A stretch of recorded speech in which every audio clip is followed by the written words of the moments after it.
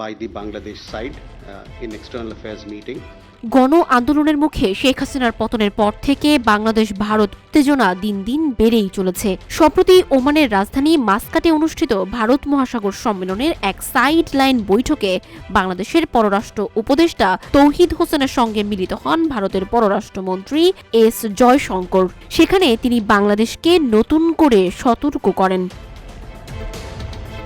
বাংলাদেশকে সতর্ক করে তিনি বলেন, বাংলাদেশ যেন সন্ত্রাসবাদকে স্বাভাবিক বিষয় হিসেবে না দেখে। এদিকে শুক্রবার সাপ্তাহিক সংবাদ ব্রিফিংয়ে বিষয়টি নিশ্চিত করে ভারতের পররাষ্ট্র মন্ত্রণালয়ের মুখপাত্র রণধীর জয়সওয়াল জানান, বৈঠকে সার্ক সম্পর্কিত আলোচনা উঠে আসে, যেখানে বাংলাদেশের পক্ষ থেকে বিষয়টি উত্থাপন করা হয়।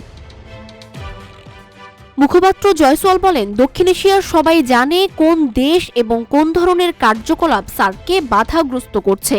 এছাড়া কিছু উপদেষ্টার মন্তব্য পর্যবেক্ষণের বিষয়টিও উল্লেখ করেন তিনি, যা বাংলাদেশ ভারত সম্পর্কের ওপর প্রভাব ফেলতে পারে বলে আশঙ্কা প্রকাশ করেন। তিনি আরও বলেন, গত কয়েক মাস ধরে বাংলাদেশের সংখ্যালঘুদের পরিস্থিতি নিয়ে ভারতীয় কর্তৃপক্ষ অবগত রয়েছে। এমনকি এ বিষয়টি চলতি মাসের শুরুতে যুক্তরাষ্ট্রের প্রেসিডেন্ট ডোনাল্ড ট্রাম্প এবং ভারতের প্রধানমন্ত্রী নরেন্দ্র মোদীর আলোচনাতেও উঠে আসে। জয়সওয়ালের মন্তব্যের বিষয়টি নিয়ে দুই দেশের কূটনৈতিক মহলে ব্যাপক আলোচনা চলছে বটে। তবে বাংলাদেশ ও ভারতের এই কূটনৈতিক আলোচনার কী প্রভাব পড়বে তা এখনও স্পষ্ট নয়। সানজিদা আফরিন সোনিয়া, রূপালী বাংলাদেশ।